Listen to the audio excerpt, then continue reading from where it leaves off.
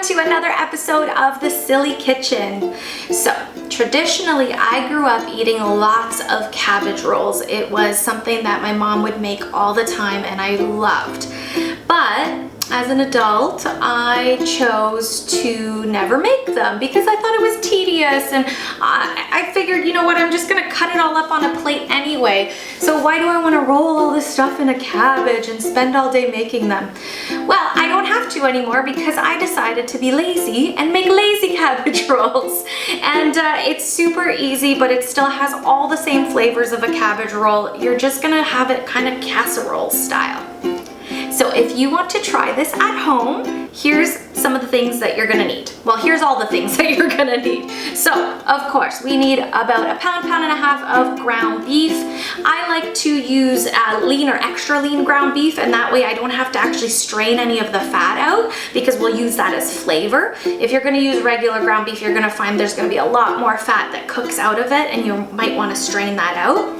You need a good old cabbage, you need a couple onions, some vegetable or beef stock. I'm using about a cup, maybe just a little bit more, and then dry parsley flakes, which I use in so many recipes. It's just such an easy dry herb to have.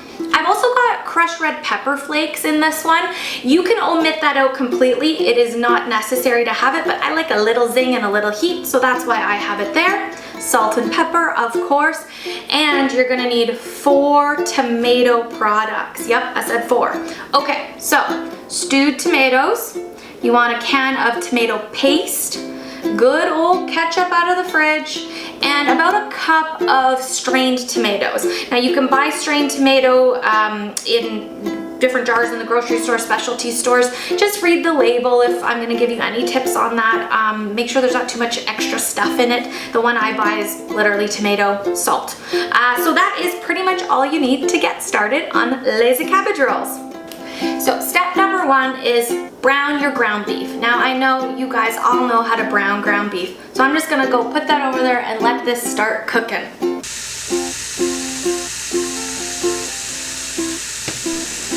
So literally you just want to put the ground beef in a warm pan on a little higher than medium heat. Kind of keep looking at it and making sure that you kind of break it up and move it around so all of it gets cooked out.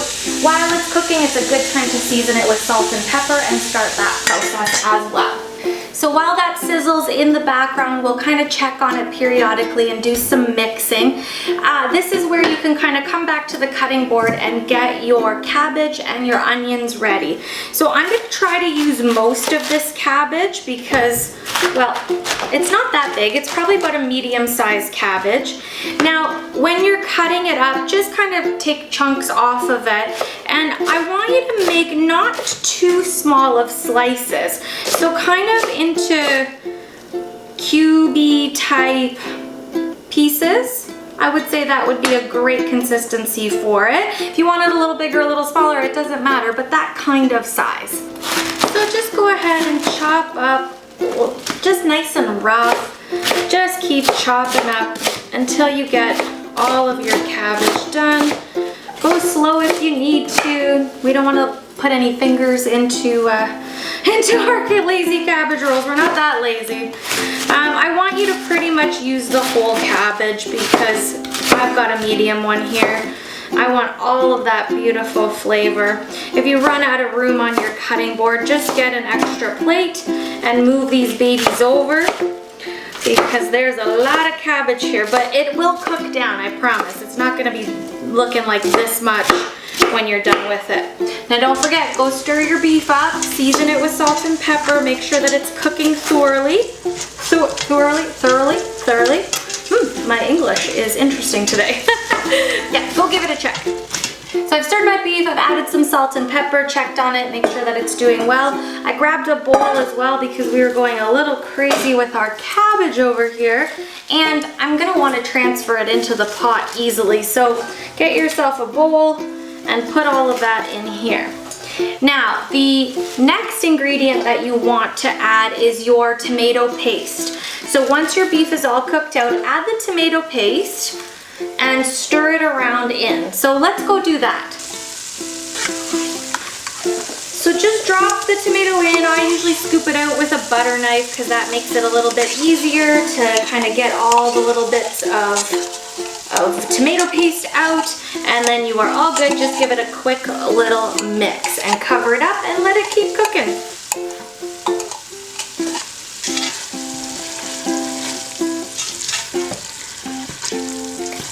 Alright, fair warning, you're probably going to make a bit of a mess with cabbage because there's lots of pieces to it, but we have the beef sizzling, so I want the next thing that you do is cut up these onions because we want to cook those out with the beef before we put the cabbage in there as well. So I should have probably said cut the onions first, but then your board is going to smell like onions and have all the onion juices, so I'd rather you do the bowl thing and follow along that way.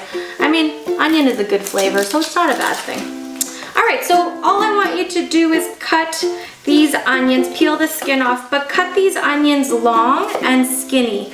So you're going to have these nice long cooked onions once you put them in the pot. So just kind of like that.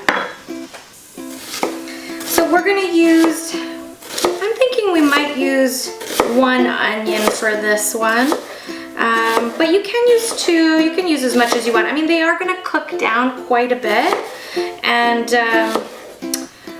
get kind of soft and not be as intense in flavor. So use as much as you want. I think because of the size of these, I'm going to use 1 big onion, and I'm actually going to cut these a little bit in half as well so that they're not too long. And this end piece we'll just cut up a little bit more because it was a bit chunky. Alright, so let's go over there and we are going to go ahead and throw these onions in. So just put them in with the ground beef and the tomato paste, stir them around, and we want all the juices to cook out here before we add all the other stuff that's going in.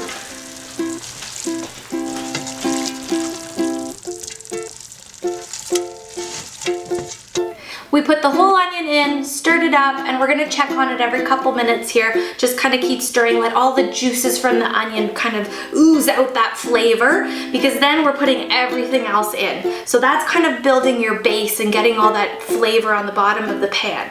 So we're gonna start with our liquid. We're gonna add in the cabbage after that, and then all of our tomato products, and give it a good mix. And then all of those flavors kind of sit in the pot together for a while. All right, first we're gonna go ahead and put that stock into the bottom of the pan and give it a good stir.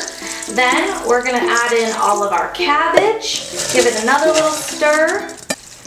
We're gonna add in all of our tomato products now. So we want our tomato puree, the kind of the stewed tomatoes as you call it, some of our ketchup, and some strained tomatoes, about a cup of that.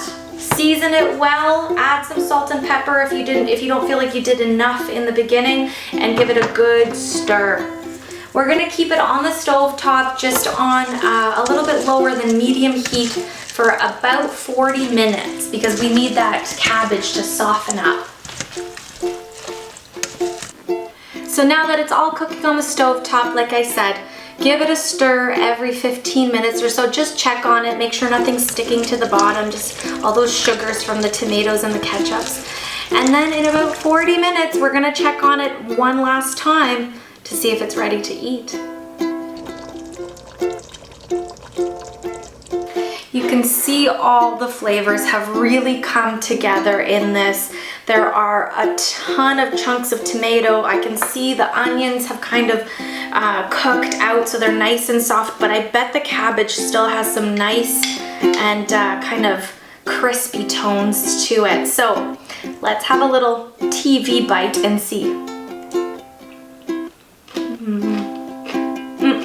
Not a TV bite, that was a mouthful. It is so good. I love that it's easy and I didn't have to spend all day rolling and stuffing and making things. So honestly, if you love the flavor of cabbage rolls but you don't want to do the hard work, here's an easy alternative that tastes just as great. Thank you so much for watching. I will see you next time.